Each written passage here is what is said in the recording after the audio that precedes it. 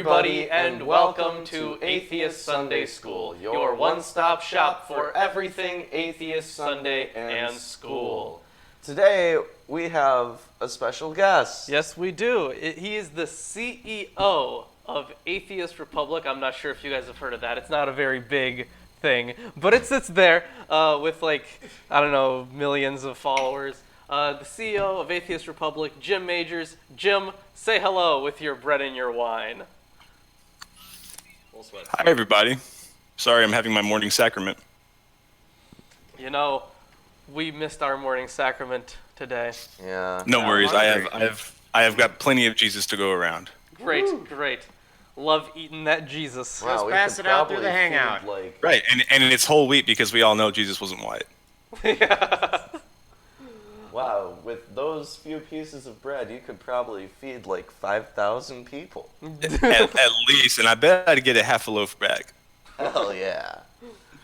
Okay, so today we are covering 2 Samuel chapters 5 through 8, and this one includes the dynastic promise in chapter 7, which has a lot of scholarship surrounding it, lots of discussion surrounding that chapter. So once we get to that, we're definitely going to, be very specific. But let's get started with the 100-point show. yes, the 100-point show. Yes. So if you're not aware, we while we're waiting for our viewers to come in, we ask a 100-point show question. The points are arbitrary. You don't win anything. And the questions don't necessarily have to have answers. Or matter. For my 100-point show question, I will ask the crew, how many people, Lawrence, you might get this, how many people were needed to operate successfully the Queen Anne's Revenge? Ooh, to operate successfully. It wasn't like... I don't know an exact number. Can I ask a clarifying question? The Queen Anne's Revenge is a ship. Yes. Yeah, Okay. It's Blackbeard's ship. It's Blackbeard's ship. Okay. I was pretty certain it was either a famous pirate's ship or, at the very least, a historic ship. Yeah. Very important ship in history. So to successfully operate it, I think it's important. To what I do, it's important. Yeah. To operate it successfully, it probably would be around 15 to 20. Just to get it to operate. I have no idea, so I'll give you like 13 points on that. No, I'll give you 15 to 20 points. Okay. Wow, 15 to 20 points. Yeah, that's like the minimal amount that you would need to operate a ship like that. Because of all the masts and everything, right? Yeah, the mast, the fucking gunners, Crow's probably. nest. Yeah, and obviously the captain too. So that's just a guess. Yeah, back in the day, you actually had to have people like grabbing things by hand Yeah. and Doing like stuff. adjusting so that you can move 2 degrees in a different direction. Yeah. Now, obviously, they had more people on the ship than that. And nowadays, it's difficult to get anyone to just turn 2 degrees. Yeah. Yeah. I'm Nowadays. going to say 14. All right. Well, either way. Well, then you get 14 points. 14 points, Hey. wow. But, I mean, my uncle owned a ship about 2/3 the size of Queen Anne's Revenge. How many did that need? He said that he would need probably 10 people to make it run properly. And I have gone sailing on the minimum size sailing ship to be seaworthy. As I was out at sea for 2 days, and we needed 7 people at least. So it did not go down when you get seaworthy vessels. All right. So my 100-point show question. I know that Jim is going to get this right, but I'm not sure if you're going to get this right. Ooh, whoa. Yeah. What is the shorthand that we use for the Septuagint? Oh, I want to see if Ruben can get this one.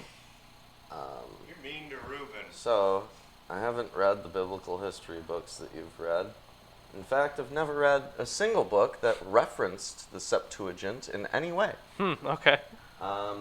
That's philosophy for you, folks. Yeah, I was busy like reading about stuff that actually matters, like Platonic forms. But I'm gonna say, can you at least tell me how many No. things are in? Is it a short acronym? Well, it's short. I wouldn't exactly call it an acronym. SVP. Yeah, think of it more as a nominal title. Ooh. Sept. I'm gonna say No, sept. no, you're wrong. No, I'm going to say set. No, okay, okay. So yeah, I mean Jim, you're onto something, but not quite. yeah. So Jim, what's your answer? That would be LXX. Yes, LXX, Roman numeral 70. Which is the Roman numeral for 70, which is where we get the name Septuagint, which means the 70. Ooh. Well, hot dog. That's fun. Yeah. All right. You get 70 points. And remember. Why not? Yeah. And Oh my God! I'm like, wait, I'm at 100. No, I'm not there yet. I'm like 80 something, 84. no, you know what? No, he just got it right. He gets 100 points. Yeah, he's at 114. Oh, okay. Yeah. I So like this game. So, anyways, Feel free and turn your points in at any local middle school cafeteria for 1 milk. Yeah, One that milk. won't work. You can try. You could and try. convince him. you can try. I'm definitely going to try. Give Yeah. it your best shot. Obviously, before we get started, remember we are having our 666 drive, I guess. Well, don't put the cart in front of the horse, Lawrence. Jim still has to ask a 100-point show question. Oh fuck, you're right. Oh my god, I already I forgot. Jim, what is your 100-point show question? Oh, my 100-point show question. It can be anything, whatever you want. What is the largest online atheist organization in existence? Oh shit. For 100 points. I'm gonna say Atheist Republic. I'm gonna say Reddit. Reddit. Get the fuck out of here. Reddit. I'm guessing I was right. Yeah, you're probably. Yeah. Oh yeah. Yes, you are right. You got finger guns. Finger guns means you were right. Fantastic. Wow, that's 100 points. I thought that was implied, but they didn't get it. All right. So, Right. what we are at about $260 Yep. for our drive, if you want to call it we that. are going to, consult the astrological charts, and we're gonna summon a demon when we hit $666 in donations. We can't name the specific demon because we haven't reached the goal yet. Right. But It's not gonna be Satan. It's not gonna be Lucifer. It's probably because not We're gonna probably have, not going to be ball either. it's probably gonna be some obscure thing from like the Lesser Key of Solomon or the Pseudomonarchia Daemonum, or I don't know. Maybe we could do like a John Dee thing and do some Enochian stuff because Ooh, that's yeah. Christian. Yeah. But that isn't exactly what we promised. So maybe we'll have to do that another time. All right. I guess we can just hop right into the Bible. Yeah. Ooh. You might get hurt. Yeah, You might just- get some paper cuts. Yeah, and just so remember where we left off before we had Ishbosheth Yeah. get murdered by these two dudes, and then they bring the head to David, and David's like, "Fuck you guys," and then they're dead too. Yeah, and they Yeah. thought that they would be rewarded. Yeah, They had no idea. yeah. Right. David has this. Yes, fantastic. Oh, thank you. We got some drinks. So David has this personality quirk, such that he kills people a lot without giving them a reason before they do what they do that causes him to kill them. Well, that's how he has his tens of thousands. Yeah. Those are his tens of thousands. And I also like how we kind of know that, the whole Goliath story is a later addition. Because, it says tens of thousands. He hasn't killed anybody yet. He just fucking made his debut. Yeah, but Mass murder. I mean, he's killed tens of thousands. At this point, Yeah. yeah. And it wasn't like it was all him either. He had 100 people. Yeah, he had a good amount of people. Yeah. So, let's jump right in and start with chapter 5. All right, I have the King James Version. I have the English Standard Version. And I have the New Living Translation. Excellent. Then let's begin. And we have 2 reference Bibles Yeah. as well. Right, we got 2 reference Bibles. We have the Holy Scriptures of something Masoretic text, and the New King. that worse every time. Yeah, I know. And then we have the New King James. We have the New Interpreter's Bible, Old Testament Survey. We have the Oxford Companion to the Bible, and we also have Unfolding the Deuteronomistic History by Anthony Campbell and Mark O'Brien.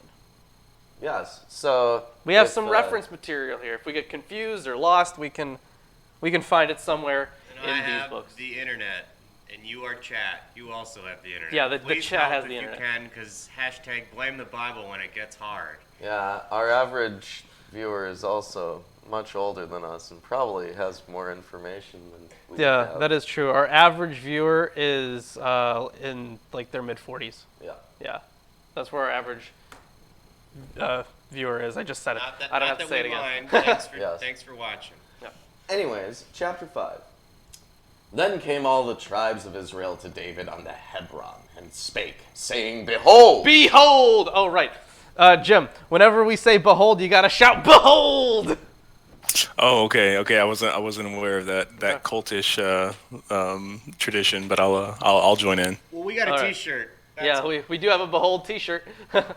Behold. Yes, fantastic. Excellent. We are thy bone and thy flesh. Ooh, that's fun. I'm sure that those kinds of metaphors will not pop up at any time later in the Bible. No, as we know, the Bible is No. meant to be read literally. There are no Old Testament references in the Bible. I don't know what you're talking about. That is a myth and conjecture. Absolutely. Wow. Also in time past, when Saul was king over us, thou wast he that leddest us out and broughtest in Israel. And the Lord said to thee, Thou shalt feed my people Israel, and thou shalt be a captain over Israel. When did that happen? when he got them into Israel? Well, he didn't really get them. It said that he wait, hold on. When Saul was king over us, it was you who led out and brought in Israel. Yes. So it seems like that's when Israel, I guess, became itself in a way. Was it I not? remember killing Philistines. Yes. I don't remember leading out and bringing in Israel. I think they just mean it more of, I don't know, the spirit of Israel, some shit like that. I don't fucking know. It's alive. Yeah, it was all of the tribes together collectively were Israel. Yeah. Well, okay. And now he's captain. Yes. Yes. Right. Because supposedly the tribes went to him begging him to let them follow him. Yeah, and they called Saul. I forget the word that's used here. For my translation says prince. It could be leader, captain, but I forget the Hebrew word. But I think it means something just like commander. And Saul was also called that. Yeah.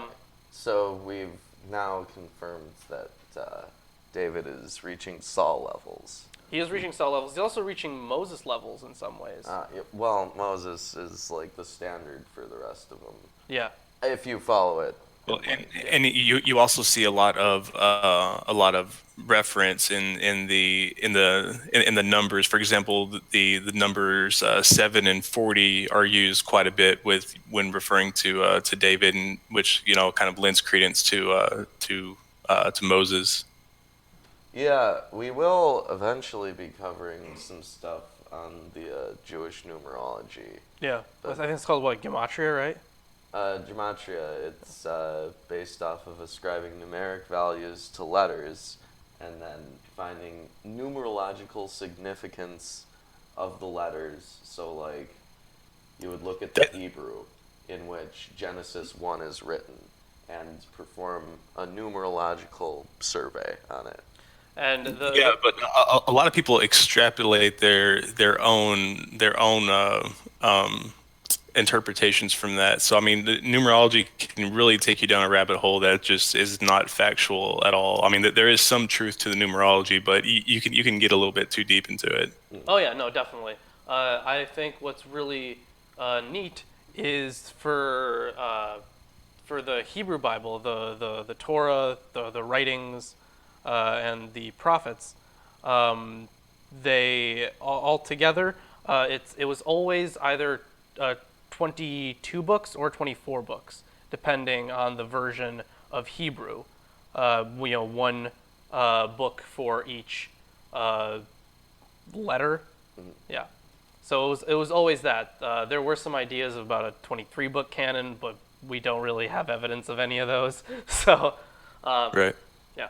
But anyways, let's continue. Let's continue. So, all the elders of Israel came to the king to Hebron, and King David made a league with them in Hebron before the Lord, and they anointed David king over Israel. Now, David was 30 years old when he began to reign, and he reigned for 40 years.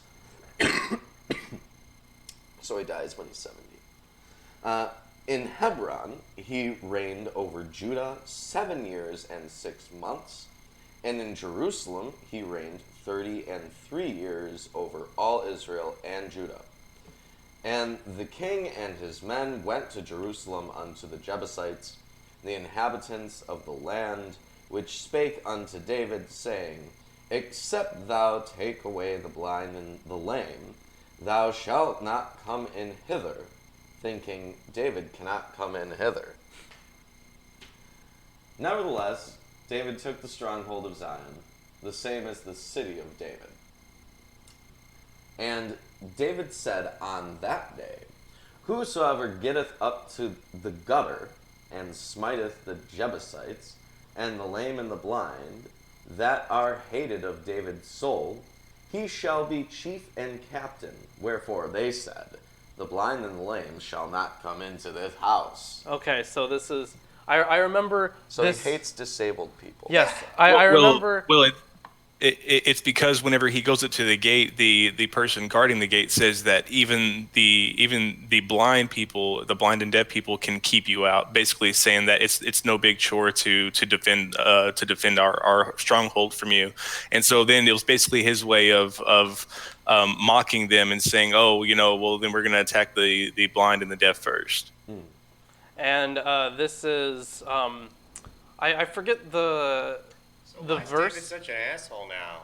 David was always kind of an asshole. Yeah. Well, I mean, he's gone on a really slippery slope. His insults have gone to a new level. he's on a power trip. Oh yeah, definitely on a power trip. Same And we're, thing that happened to Saul. yeah, power exactly. corrupts. He very much so falls in Saul's footsteps. Yeah. Even to the point to where he's later lamenting for his passing. But He lamented for Jonathan's passing way more A little bit because too much. Right. him and Jonathan they were getting it on. yeah, they were. Right. Yeah. But the significance of him lamenting Saul, knowing their past, is very telling of David. Both of the way that he changed his outlook on Saul, but I think he changed his outlook on Saul because he saw himself becoming Saul. So really got a different perspective of who Saul was. Yeah. Well, let's keep going so that we don't take 5 hours to get through 4 chapters. Right. Okay. So David dwelt in the fort and called it the city of David. He's not a narcissist. Of at course all. he did. And David built round about from Milo and inward. Now, I don't think that was actually too uncommon at that time, because if we go back to the earlier books where they talk about how, like, they're sacking all of these Canaanite cities and shit, they have names that are, like, named after great heroes or whatever. So maybe it's more common to have cities named after people back then. Probably, I have no idea. I mean, now you have people named after cities, like people named Madison. Oh, yeah. I mean, you had Romulus in Rome in that legend. Yeah. Yeah. Okay, so, and David went on and saw and grew great, and the Lord of God of hosts was with him. And Hiram, the king of Tyre, sent messengers to David, and cedar trees, and carpenters, and masons. And they built David a house. And David perceived that the Lord had established him king over Israel, and that he had exalted his kingdom for his people Israel's sake. So the this stuff by building a house of David is talking about like a temple. Yeah. Yeah. Cedar Is the trees. temple to David or is it to God? Well, it's to God, but he's establishing his house. His Right. It's basically a palace, not necessarily a holy place, but a palace. The living place of an anointed person. Does it say Yeah. cedar in your translation? yeah, it says cedar. Yeah. Okay, because it doesn't always have the same. Right. Well, and cedar was a really valuable commodity back then. Cedar was very hard to find, and it had to be imported, so that the cedar wasn't native to that area. All right. So David perceives that the Lord exalts him king over Israel. I mean, obviously that. I mean, they means- kind of said it before too. Yeah, obviously it means that he's like, I recognize that I'm king. But the way that it's written in here, it really just comes off as like, it's my perception that I've been anointed by God to be king of Israel. That'd be like me saying, it's my perception that I've been anointed by God to be president of the United States. That's pretty good. I could believe that. Yeah. Oh yeah, real believable. Anyways. And David took him more concubines and wives out of Jerusalem after he was come from Hebron. And there were yet sons and daughters born to David. And these be the names of those that were born unto him in Jerusalem: Shammua, and Shobab, and Nathan, and Solomon, Ibhar also, and Elishua, and Nepheg, and Japhia, and Elishama, and Eliada, and Eliphalet. But when the Philistines heard that they had anointed David king over Israel, all the Philistines came up to seek David, and David heard of it and went down to the hold, as you would. The Philistines also came and spread themselves in the valley of Rephaim. And David inquired of the Lord, saying, Shall I go up to the Philistines? Wilt thou deliver them into mine hand? And the Lord said unto David, Go up, for I will doubtless deliver the Philistines into thine hand. And it's always this way. Whenever David asks God if he can go kill a bunch of people, God is like, yes, go kill a bunch of people. Absolutely, go do it, buddy. You got it. I believe in you. Yeah. I also like how it's all the Philistines. Every single one of them. And David came to Baal Perazim, and David smote them there, and said, The Lord had broken forth upon mine enemies before me, as the breach of waters.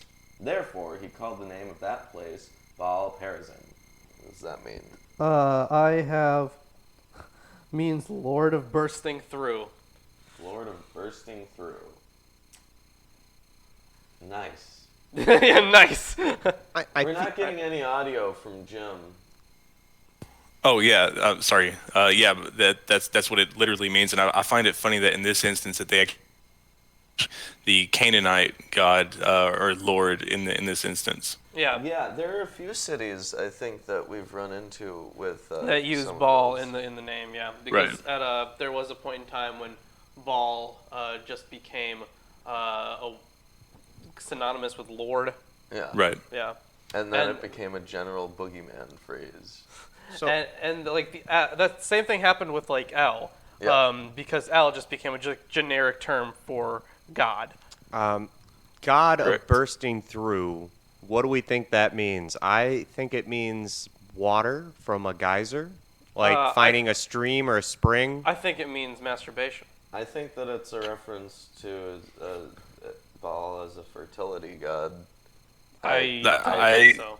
I think bursting through is pretty much like directly analogous to birth. I don't see it in this one. No, I think it's in reference to the Exodus and the closing of the Red Sea. I also don't think it's that. No. Well, what do you think it is? Well, I think the Lord has broken through my enemies before me, and I do have like a breaking flood. Then yeah, obviously it's not the birth thing. I before me, I don't see before me in that translation, as if he was there. Well, no, I don't think like before me would I think it would mean like he saw the devastation, and he was like because he's always said to have Yahweh with him. So I think the way at least in the narrative that David would be seeing this as, he'd be like, look at all this destruction I made. Could not have done this without the Lord. Yeah. Now, does this mean to associate Baal here with kind of a water god? No, he's not a water god. No. I don't. I think we're looking No, the way water too much thing into was this. my idea. The whole bursting through as a geyser was my idea. I I don't think it's related to that think- now. I think we're looking way too much into this. Yeah, I don't Well, it's think- nice to probe. I don't think it's a geyser thing. Whatever, let's go on. But with what you said, I don't think it's a fertility thing either. Anyways. Yeah.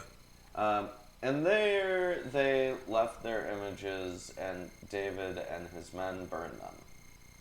And the Philistines came up yet again and spread themselves in the valley of Rephaim. And when David inquired of the Lord, he said, Thou shalt not go up, but fetch a compass behind them, and come upon them over against the mulberry trees. And let it be, when thou hearest the sound of a going in the top of the mulberry trees, that then thou shalt bestir thyself. For then shall the Lord go out before thee, to smite the host of the Philistines. And David did so, as the Lord commanded him, and smote the Philistines from Geba until thou come to Gazer. Again, God's only military advice is to attack him from the flank. And the It works. Every single time there's one of these battles, he's like, oh yeah, and then the Israelites attacked him from the flank and everything was okay. You'd figure eventually someone would catch on. if the narrative and it's the amount of times they destroy the same places is amusing to me. Where are the iron chariots? Yeah, they need some iron chariots. That's what these guys need. Okay, so mine says the mulberry trees. Apparently, Jonah Epstein's says balsam tree. Yeah, mine also has balsam trees. See, I have no idea what either of those trees are. So, Mine says poplar. okay, that's another one. Now, these are all the same kind of tree, right? Same kind. Yeah, they're all the same kind. Yeah, they're the same kind for sure. Definitely. Like, birch and evergreen. Same kind. Same kind. Yeah, it's all the same kind. They're all trees.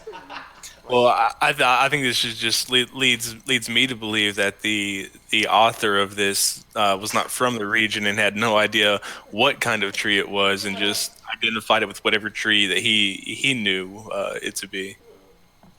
Well, I don't think the author of this necessarily knew what they were even using. So Yeah. Well, Anyways, or that's- aspen, or balsam, or yeah, I don't think Or the author knew. poplar. But the issue would probably be from the translators or the different manuscripts. I'm not sure how many manuscripts we have of. So I feel like if I did a quick Google search for all three of these trees, that I would find them to be dramatically different in the quality of wood and like what they looked Sure. like when they were alive and stuff. So whatever they're referring to is pretty lost. Is what I'm gonna say. Either way, I don't even think it matters too much.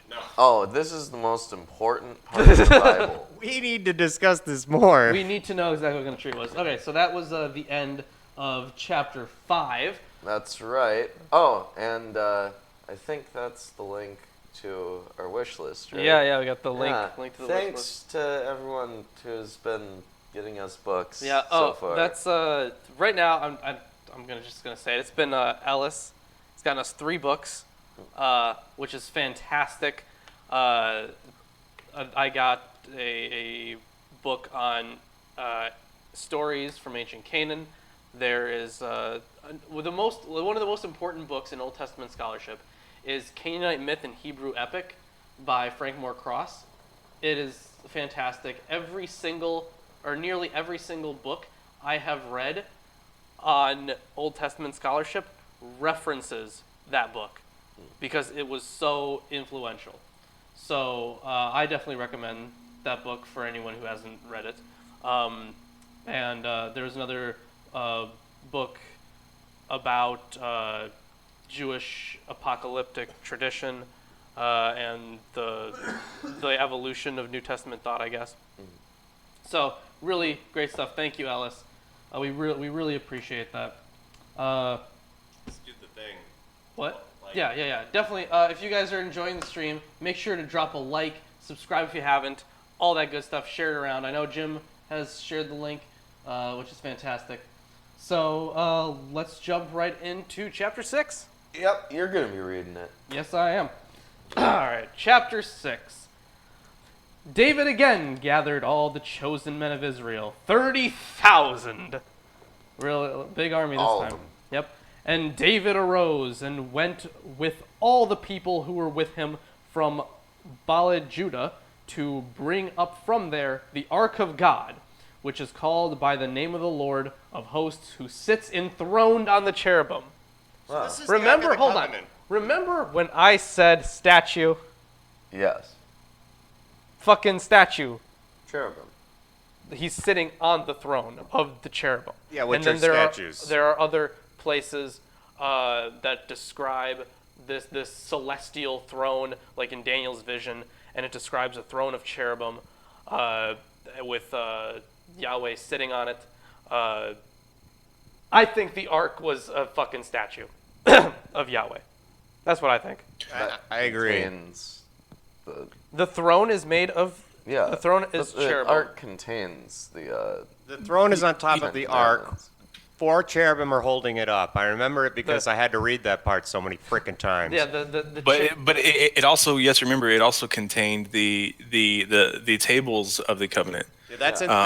It said that it was covered on all sides with gold, and that it had a golden jar inside of it that held the manna and Aaron's rod. Sure. Yeah, that's And inside. so, That's inside the so, I mean, ark. if it was a statue, I mean, I think there's a statue on it, but I do believe that it was an actual box or container with a statue or statues on top of it. Well, yeah, Yeah. sure. But Definitely. a lot of people, like to say, there was no imagery of God because, there was this whole thing against idols. I don't think that came about until later.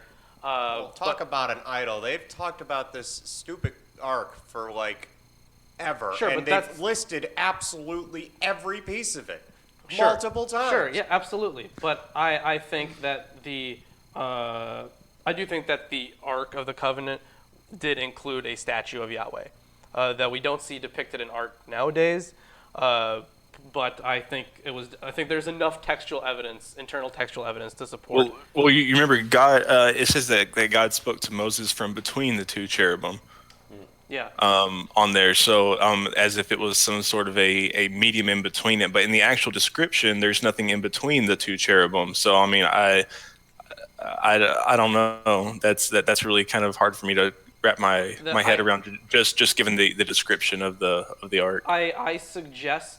I think there is a throne on top of the cherubim. No, I think there not? No. No. Let me explain what I mean. So the sides of the throne are designed like cherubim. Like the armrests would be like a cherubim's wing or something. Oh, like the wings. armrest. Yeah. So Okay. that, and then Yahweh, the statue of Yahweh, would be on this throne. That's a very interesting theory. I recommend. I like it. Thomas Romer's The Invention of God. He has a great chapter on it, and I think he presents a lot of really good textual evidence for it. Well, wouldn't that make it very difficult to carry in the way that they describe it with the two staves running through the container? It would probably be difficult to carry, sure, but you got. I mean, like kind of top heavy. Yeah, but you gotta get your fucking idol to your place of worship, so they're gonna carry it anyways. And isn't the actual, like, how the staves are put in, they're put in on the long sides of Yes. of the thing, so that, Correct. 4 people could carry it. I think if you had one person per rod, and of the 2 rods that slide through, you could probably get maybe more people. Like, they could be really. I think the rods are rather large, actually. You could get several people to hold it. Well, it would be heavy though. It can't be that heavy because they've brought it into multiple war zones. You don't want to be carrying around. They also brought it something- in on a cart. They weren't always carrying it. They only carried it whenever there were places that they couldn't pull it on the cart. That's true. There was a kind of cart most of the time. Yeah. Yeah. Okay. Anyways, and to Alice, the graven images thing. I think the no graven images thing came afterwards. That's what I think. Anyways, where the hell was I? The cherubim, right? And they carried the ark of God on a new cart and brought it out of the house of Abinadab, which was on the hill. And Uzzah and Ahio, the sons of Abinadab, were driving the new cart. The hill is Gibeah on my translation. Gotcha, okay. With the ark of God, and Ahio went before the ark. And David and all the house of Israel were celebrating before the Lord with songs and lyres and harps and tambourines and castanets and cymbals. All of them liars. Every single one of them. This is a very nice little festival. It's They're- different in mine. I bet they're all wasted. Probably. Mine calls them instruments made of fir wood, on harps and psalteries, and on timbrels and cornets and on cymbals. Wow, that is Those are drastically different instruments. Yeah. They're not even the Yeah, same cornets. kind. That was like a wooden bugle kind of like trumpet thing, wasn't it? I have no idea. Think? So, Probably. I'm not sure. But those instruments aren't even the same kinds of instruments. yeah. Right, exactly. That's what I'm saying. It's like a wind instrument. Yes, guys, kinds. Kinds. Kinds, yeah. No, different kinds of instruments. Yeah. Wow. You can't even get that right. And when they came to the threshing floor of Nachon, Uzzah put out his hand to the ark of God and took hold of it, for the oxen stumbled. And the anger of the Lord was kindled against Uzzah, and God struck him down there because of his error, and he died there beside the ark of God. Holy shit. Was he crushed because the ox couldn't carry it by the ark of God? He was smitten down by the ark. What does that mean? I have no idea, but I guess... It's like an Indiana Jones. Well, it says that God struck him dead. It doesn't say that he did it through the ark. It just says that Uzzah died beside the ark of God. But what I find funny is that it was the oxen's fault. The oxen is the one that stumbled. So did God also strike the oxen dead? No. Nah. Because it's the person's fault for touching the ark, and you deserve Yeah, you're right. death. He should have just let it fall, But he's like the freaking drunk stepdad. The kid knocks something off the coffee table and he comes in there with a belt, like just swinging it, not asking any questions. And then after it's all said and done, he's like, "The cat did it." And he's like, "Oh, well, fucking cat." Yeah. God is an abusive stepfather, yes. He's an abuse of lots of things. So, and David was angry because the Lord had broken out against Uzzah. Ooh, tension. Is he angry at God? That's what it sounds like. Mine says displeased. Oh, displeased. Okay, That's a lot that's less. nice. He was frumpy. Yeah. And that place is called Perez Uzzah, which apparently Means where means Uzzah died. the breaking out against Uzzah. So, all right, I guess David is just mad that God killed Uzzah. That's what it looks like. And David was afraid of the Lord that day, and he said, "How can the ark of the Lord come to me?" So David was not willing to take the ark of the Lord into the city of David, but David took it aside to the house of Obed-Edom, the Gittite. And the ark of the Lord remained in the house of Obed-Edom the Gittite 3 months. And the Lord blessed Obed-Edom and all his household. All right. So David Was an idiot. David is now afraid because doing anything to this statue, or to the ark, I guess, would cause the death of somebody. So No, just touching it. yeah, just touching it. So he is all like, I'm mad at God for this, but also it's fucking God. So he just left it, kind of in a place that's nearby. And they did great. Didn't bring it all the way. So I guess let's find out what happens.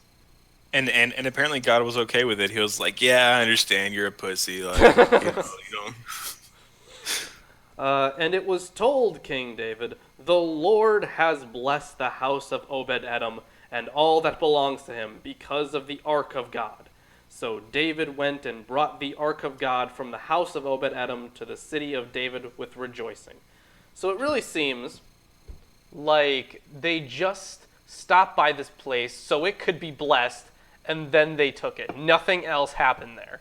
Well, he ran an experiment. Yeah, he's the guinea pig. He didn't want to take that thing into his city, knowing that it just killed his son, without yeah. seeing the effects of it. Yeah. Well, and it also doesn't tell you that it was the same people, the same sons that brought the ark to Obed-Edom into Jerusalem or into the city of David later. So you don't know that it was the same people. So for all we know, they could have been like, "Screw that, I'm not touching it," and it took David 3 months to find people willing to move it. Well, mine says in 6:10, so David would not remove the ark of the Lord unto him in the city of David, but David carried it aside into the house of Obed-Edom the Gittite. So mine says that David himself carried it. Yeah, mine says that David took it aside. I don't know if that is necessarily him or if it. Yeah. It says that he took it, but it could just mean that he commanded it or he delegated the task. Right, like in the previous chapter, obviously David didn't go in and kill all these Philistines By himself. himself, right? Right. No, he fucking did because he's fucking. Yes, he's a fucking tens of badass. thousands. Yeah, it's tens of thousands. Anyways, Man. hold on, where the fuck was I? Right, with the city of David with rejoicing. And when those who sacrificed an ox and a fattened animal, wait, I just skipped a whole line. Yeah. And when those who bore the ark of the Lord had gone 6 steps, he sacrificed an ox and a fattened He said, "That's animal." far enough, guys. We're gonna kill these animals real quick." Yeah. And David danced before the Lord with all his might. And David was wearing a linen ephod. So David and all the house of Israel brought up the ark of the Lord with shouting and with the sound of the horn. As the ark of the Lord came into the city of David, Michal, the daughter of Saul, looked out of the window and saw King David leaping and dancing before the Lord, and she despised him in her heart. What? Dance, David, dance. Despised him. For dancing? She's still mourning Saul. Yes, and they brought in the ark of the Lord and set it in its place inside the tent that David had pitched for it. And David offered burnt offerings and peace offerings before the Lord. And when David had finished offering the burnt offerings and the peace offerings, he blessed the people in the name of the Lord of hosts. You know, they always, delegate these different kinds of offerings when they mention them. Yeah, It's my understanding that you still burn the peace offerings. sure. So they're burnt offerings. Yeah. Different kind of offering. They're We just went different through offerings, it. yeah. We went through how many? So why wouldn't you say... Because a peace burnt offering is for offerings- a specific thing, and a peace offering is for a different specific thing, even though they're both burnt offerings. Yes, I get it. It's dumb. Jim, we cannot hear you. Oh, sorry. Yeah, but burnt offerings were more of to be absolved of sin, Yeah, or to show appreciation for getting through a tribulation. it's just a poor naming choice because it makes it seem as if one is like a subset of another. The Ark of the Covenant is a bad name. I mean, it sounds like there's a freaking boat. Like, Hold on, Chris, can you read that name that popped Oh, up? there were two names that just went by, and no, I missed them. okay. They were too long. All right, never mind. But thank you, all three people that we saw abandoning God during our live Yes, stream thank you all for today. abandoning You've God. joined the Milwaukee Atheist subscription feed. Now you can see when we post stuff if you click that stupid bell. The bell, yeah. Stupid bell. That bell's important. Okay. ding, ding, ding, ding. Where the fuck was I? She's mad at him for dancing, and then he does some offerings. Don't dance too hard, David. You're on 18. Okay. And when David had finished offering the burnt offerings and the peace offerings, he blessed the people in the name of the Lord of hosts, and distributed among the people the whole multitude of Israel, both men and women, a cake of bread, a portion of meat, and a cake of raisins to each one. Wow, he's like Jesus. Exactly like Jesus. Then all the people departed, each to his house. And David returned to bless his household. But Michal, the daughter of Saul, came out to meet David and said, "How the king of Israel honored himself today, uncovering himself today before the eyes of the servants' female servants." So the first servant is David, servant Mine of God. says the eyes of the handmaids of his servants. Oh, okay, that's different. Yeah. So anyways, She's mad because when he was dancing before God, he was naked. Well, except That's the issue. for a linen ephod. Yeah. And his dick and balls were flopping around, and all the ladies were able to see. No wonder she's so mad. Yeah, but the thing is, she's He mad. was twerking for the Lord. God isn't mad about that. You know what's funny? God was totally fine at this point. And who was it? Saul earlier? He was dancing naked too. Yeah, Saul's Yeah. danced naked. Uh, You know what's funny is ear- that they early- would burn women at the stake for doing that in the Middle Ages. Sure.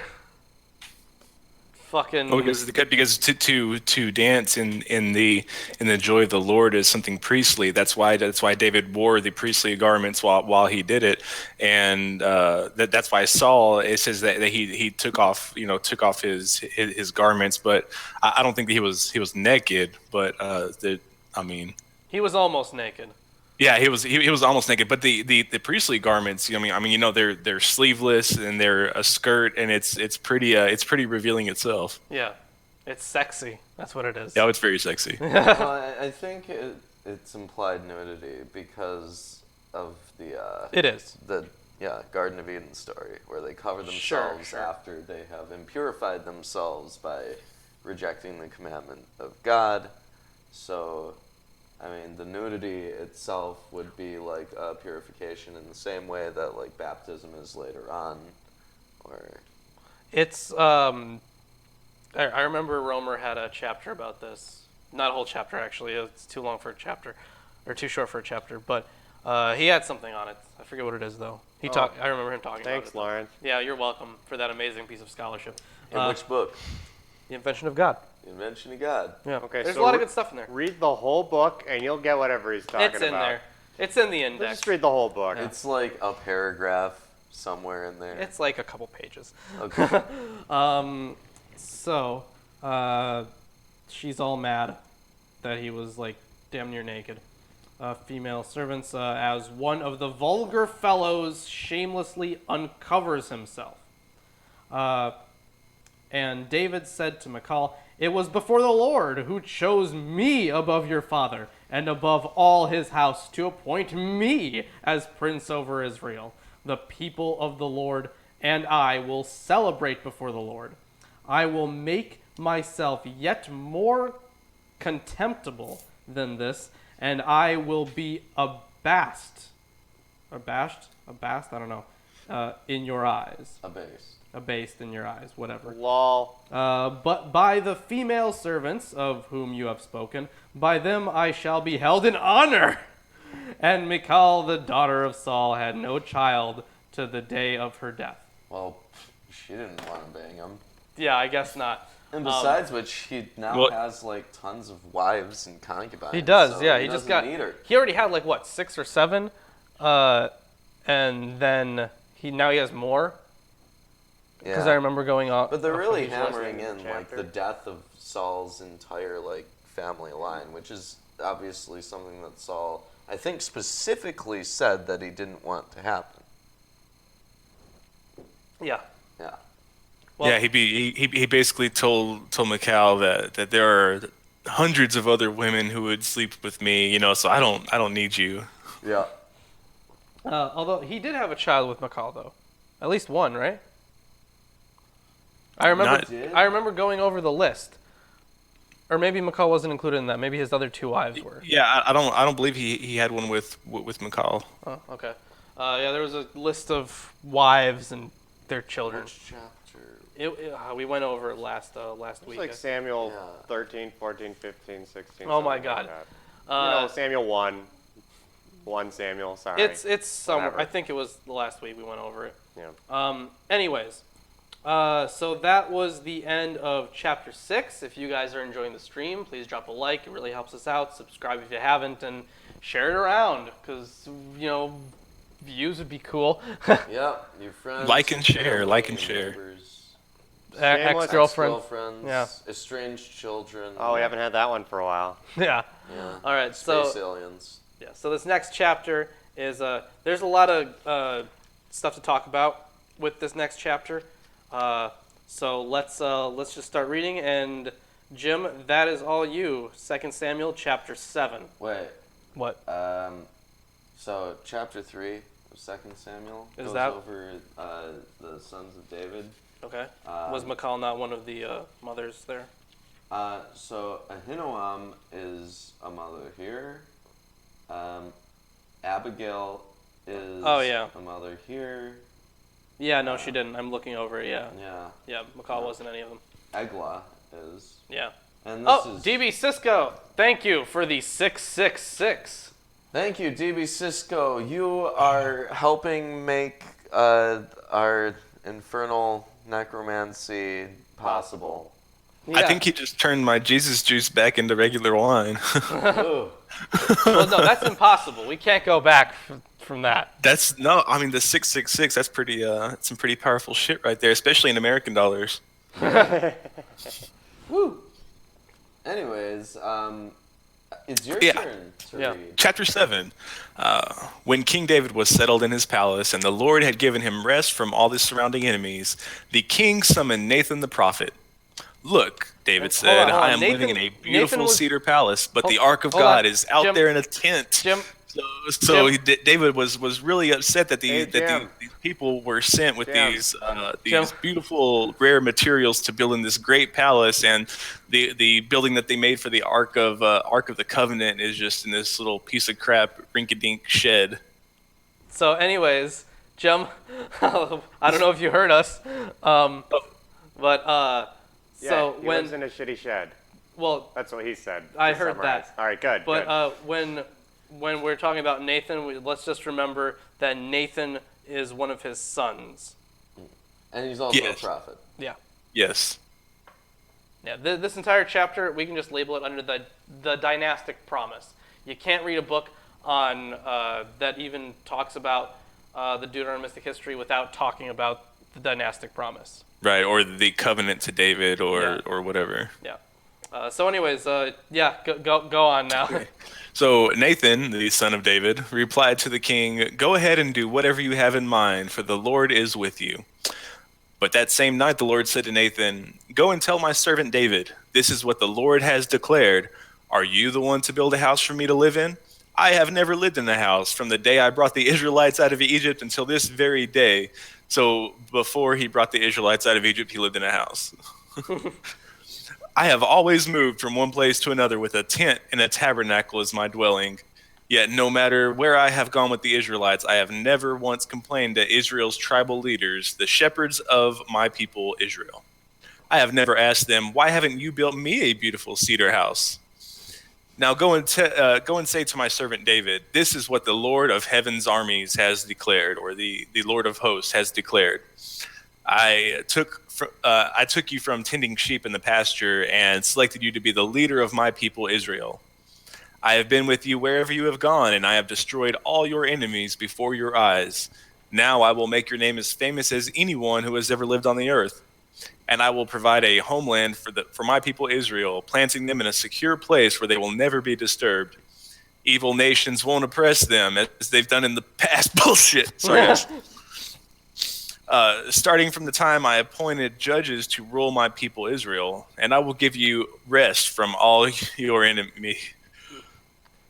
Sorry, guys, my allergies are bad.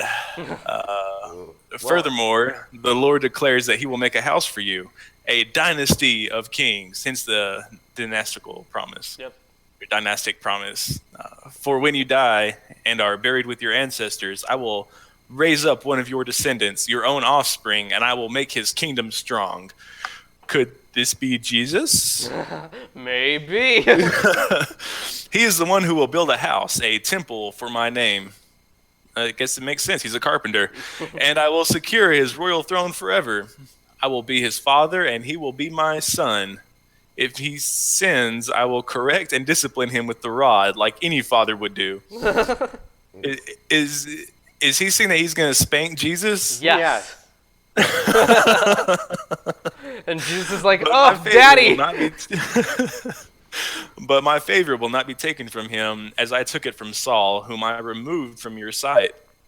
Your house and your kingdom will continue before me for all the time, and your throne will be secure forever. So Nathan went back to David and told him everything the Lord had said in this vision. Hold on. All right, hold on. That's the promise. Let's take a stop there. He has functionally told David everything that David wanted to hear. Yes. But so the issue Here's the standard contract. Sign here. So here is kind of the issue that scholars have been dealing with. So a lot of the scholars believe, like at least in earlier scholarship, they believe that that Nathan's oracle. So there are two parts of Nathan's oracle. There is the earlier part about when he is. Hold on. Say night where the Lord came to Nathan. When God is directly speaking to Nathan first, and then that ends with "Why have you not built me a house of cedar?" Right, and then it kind of goes on later with the final part of the dynastic promise about how your lineage is going to rule. Your son will be like my son, or something like that, right? Right, and he also went ahead and admitted that he took Saul away so that David could be king. Right. Well, Solomon is one of David's descendants, right? Yeah. And Solomon's going to be responsible for the establishment of a temple. Yes. Correct. Which is a house in his name. Yes. And Jesus was not responsible for the founding of a temple. In fact, he was quite averse to the temples that were around. What about the Jesus temple? Hold on. Let's. There are some things I want to get through here. So a lot of people ascribe those to either like one was written beforehand, and then like the second part was added later, and then some people think that it goes like all the way back to like they took this from an earlier source. And there's been a lot of argument over that. But it seems like this is just part of the narrative, the oracle included. Usually oracles are given as here is kind of like servant addressing king, and they don't ever have like this kind of rhetorical question that Nathan asks, like why have you not built me a house of cedar? Like I know he was just like quoting. I know that this was God talking to Nathan here, but that usually doesn't happen. Yeah. This kind of rhetorical thing. So people were always weirded out by this because this isn't how oracles are supposed to look. Although I think the stronger arguments exist that this is just like a climax to a narrative, because it does connect the rise of David, which we just got out of, with the court history of David, which is going to be which we're going to get into next week. But it ties those together, so it's kind of like a high point in the story so far. So I think altogether, it does make sense that it is originally part of I think the first writing of the Deuteronomistic history, because they're obviously still saying, he shall build a house for my name, and I will establish the throne of his kingdom forever. That Right. was obviously before the Babylonian exile, because if it was afterwards, there would be something saying that it wasn't forever. Now we are going to there are going to be hints later about the breaking of this promise, but this part was written before. They kind of had to like do a little revision, like a part 2. That's what I think at least. So what? Electric, yeah, part 2, Electric Boogaloo. You're right. Okay. So, yeah, that's the stuff I had to say on the dynastic promise. So let's continue with the chapter then, shall we? Yeah, that was the dynastic promise. The rest of this chapter kind of highlights David's prayer of thanksgiving to God. Then King David went in and sat before the Lord and prayed, "Who am I, O sovereign Lord, and what is my family that you have brought me this far? And now, sovereign Lord, in addition to everything else, you speak of giving your servant a lasting dynasty. Do you deal with everyone this way, O sovereign Lord?" So he just can't believe that God's giving him all of this. Yeah. What more can I say to you? You know what your servant is really like, sovereign Lord. Because of your promise and according to your will, you have done all these great things and have made them known to your servant. How great you are, O sovereign Lord. There is no one like you. We have never even heard of another God like you, which is not true at all. What other nation on earth is like your people Israel? Every other nation. What other nation, O God, have you redeemed from slavery to be your own people? Which God have you saved from yourself? Which people have you saved from yourself? I don't know.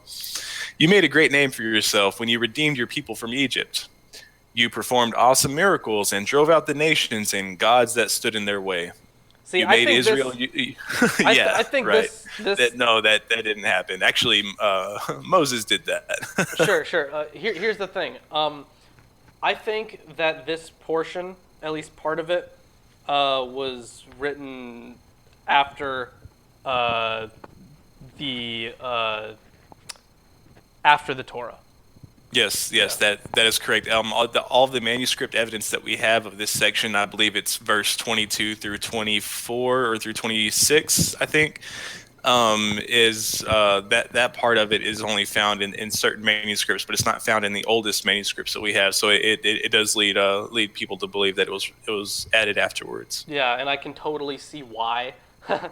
And Right. it definitely adds to the idea that the Torah was written after this part. Right. I don't remember the exact manuscript, that the first one that it refers to, verse 22 through 26, I think, but I'll leave that in the comments section after the video. And I also find it really weird that there's a lot of this, like, yours says, "Oh, sovereign Lord." Mine says, "Oh, Lord God." Rachel in the chat says, "Oh, Lord Yahweh." And the thing is, I don't remember David because he talks to God quite often, and I don't remember him addressing God quite this way No, with he- so much reverence before. No, it's But then again, he was just given of Israel, so I Sure. mean, he would be praying with a little bit more reverence. In fact, in the first part of the prayer, it says that he sat before the Lord. And if you look at ancient Egyptian murals, when somebody would sit before their mural or sit before their deity, they would sit on their heels, which is what priests would do when they would enter the Holy of Holies. That's how they would pray. And so, I mean, that really shows the reverence. It wasn't just a normal prayer; it was a very, very reverent action. A super prayer. no. Mine says Yeah, it's a super prayer. Mine says, "Oh Lord God," pretty consistently Yeah. throughout. And I think there's an "Oh Lord of Hosts" later on, toward the end here.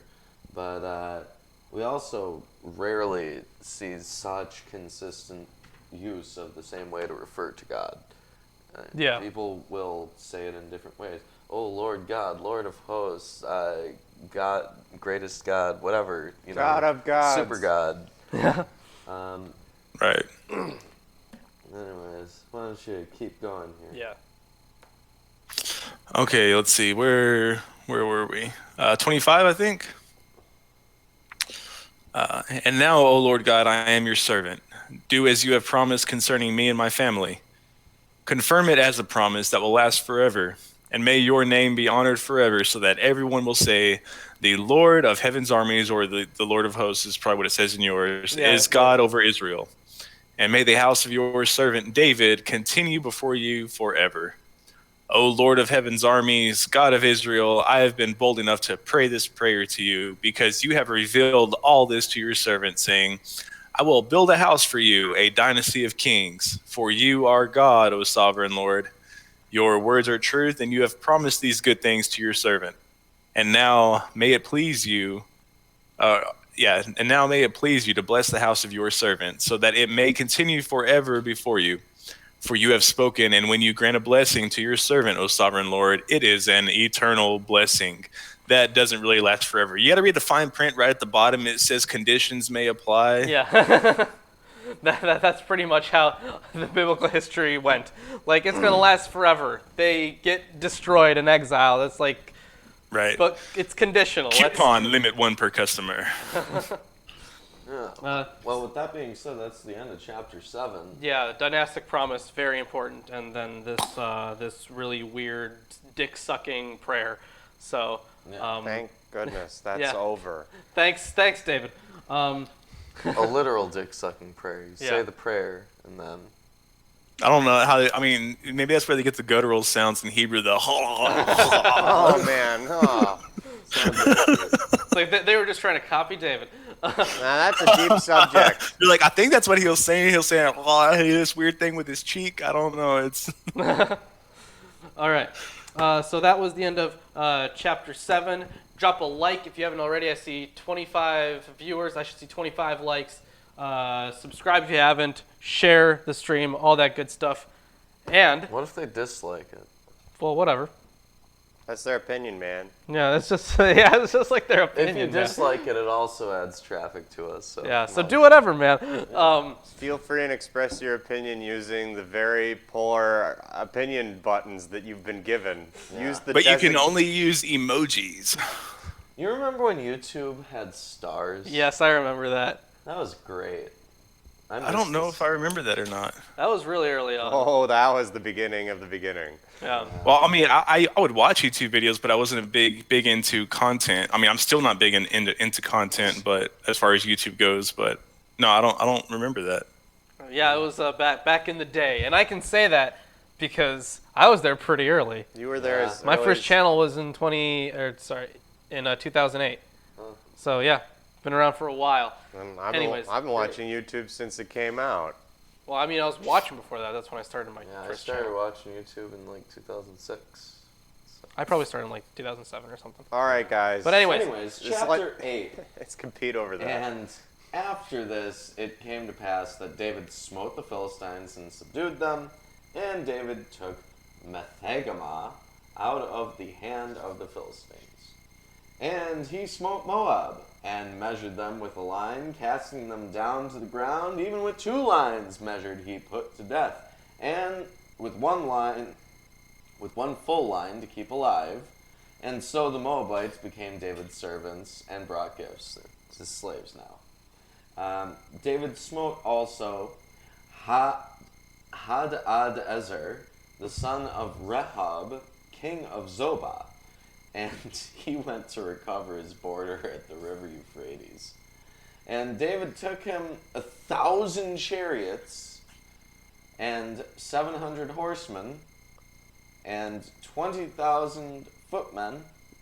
And David hoed all the chariot horses, but reserved of them for 100 chariots. Wow. Okay. So he killed all the other horses except for enough for 100 chariots. Yep. So wow, mine Or crippled them is what the original translation says. It doesn't say that he killed them, but he crippled them. Wow, what a great guy. Yeah. So my translation is Seriously. weird. And David took for him 1,700 horsemen. Did you have 1,000? It doesn't say anything about horsemen. 700 horsemen. Oh, okay. Okay, so here's what I have. And David took from him 1,700 horsemen and 20,000 foot soldiers, and David hamstrung all the chariot horses, but left enough for 100 chariots. Yeah, hamstrung. Yep. So hamstrung is a term that means to slice, I think, a specific part of the leg. Hamstring. Yeah, hamstring. I'm pretty sure. Yeah, on horses, it's the most prominent tendon that they use to walk on. Right. Oh, well, shit. So they're just fucked. That doesn't, I think it can't repair because it's really tightly strung. No, you can't. Now you can, but Yeah. back then it was a death sentence. Right. It hurts pretty bad if you tear your hamstring. Holy shit, I don't Yes, even it want to know. does. Yeah.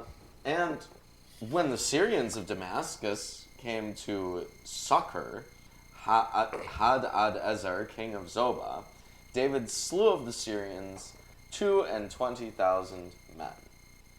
Then David put garrisons in Syria of Damascus, and the Syrians became servants to David and brought gifts, more slaves. And the Lord preserved David whithersoever he went. Then David took the shields of gold that were brought on the servants of Hadadezer and brought them to Jerusalem.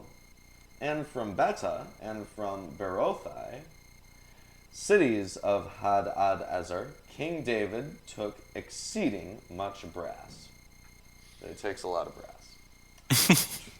He had brass balls. Love his brass. When Toi, king of Hamath, heard that David had smitten all the host of Hadadezer, then Toi sent Joram his son unto King David to salute him and to bless him, because he had fought against Hadadezer and smitten him. For Hadadezer had wars with Toi. And Joram brought with him vessels of silver and vessels of gold and vessels of brass, which also King David did dedicate unto the Lord, with the silver and the gold that he had dedicated of all nations which he subdued. That's a massive waste of resources. Yes, it is. What I want to know is how exactly do you dedicate silver and gold to God? Because you can't exactly burn it. I mean, you can burn the impurities, but in the end, you're left with gold and silver. Yeah, and you're not meant to make graven images of God on them like coins. Exactly. God would like you to accumulate some sort of alloy of silver and gold in a lump in a pile that you melted. That's what he wants. He wants you to make a lump of that alloy. God needs He needs money. it for a spaceship. God always needs money. Well, As church has taught us all. God wants dollars. Someday somebody's going Shillings to and discover pence. David's actual temple, and there's going to be a bunch of gold and silver phallic-shaped objects laying around. With just a little bit of browning. Oh, you're mean. That's tarnishing from the ages. Don't you dare DNA test that. Yeah. Disgusting. So we kill all these. Yeah, kills a bunch of people, gets a bunch of slaves, Free stuff. a bunch and of then stuff. takes a bunch of stuff. And now this guy, Toy, who's like happy that David has killed his enemy. How's that spelled, by the way? T-O-I. Okay. TOI. Yeah. Toy. He's happy that David killed his enemy, and now he's trying to, fondle his balls. Hooray. Yes. Yeah. Of Syria, and of Moab, and of the children of Ammon, and of the Philistines, and of Amalek, and of the spoil of Hadadezer, son of Rehob, king of Zobah. And David gat him a name when he returned from smiting the Syrians in the valley of Salt, being 18,000 men. And he put garrisons in Edom. Throughout all Edom put he garrisons, and all they of Edom became David's servants. Enslaved the entire thing. Yeah. More And- slaves. And the Lord preserved David whithersoever he went. Again. Yep. And David reigned over all Israel, and David executed judgment and justice unto all his people. Justice! That's justice. Slavery. Yeah. Justice. Killing and As your taking grandparents stuff would say. and He slavery. could have just killed them, but he let them live Yeah. as slaves. So Fucking- it's justice. Exactly as my Justice! grandparents would say. Fucking ridiculous. The shit they have fucking said. Okay. Nope, that's a nope. different Let's thing. not go down that rabbit hole. Yeah, let's not. Yep. And Joab, the son of Zeruiah, was over the host, and Jehoshaphat, the son of Ahilud, was recorder. And Zadok, the son of Ahitub, and Ahimelech, the son of Abiathar, were the priests, and Sariah was the scribe. It's like they're like describing little kids playing house. And Benaiah, the son of Jehoiada, was over both the Cherethites and the Pelethites, and David's sons were chief rulers. And that's the end of chapter 8 and everything that we're supposed to cover today. Yes. Woo! So that was a trip. Dynastic promise. First, David becomes he was already king of Judah, became king of Israel. Dynastic promise. Your shit's gonna be great forever. Here are a bunch of wars that you won. Yeah. So Free And wins. so many slaves. so many slaves And lots of lumps and of stuff. lots of justice for all. Yes, that's Now, what they're technically speaking, they're every justices. Christian or Jew, if they believe in the Bible, should support slavery, right? I mean, Unless you Yeah. want to contradict the word of God and be one of those people who decides right and wrong for themselves, which is specifically frowned no, on God throughout just this says- No, entire no. book. There's a new covenant. You didn't know about that? yeah, but the New Deal. the New Testament says, slaves obey your masters. That's what the New Testament has to say about it. The Art of the Covenant. The Art of the Covenant. Why haven't I thought about that? That would make a great book. Instead of The Art of the Deal, The Art of the Covenant. Ooh. All right, You could write that. you could get a famous painting of Jesus and just like replace his face with Trump's face. I could do an art done that. analysis series of ancient religious paintings.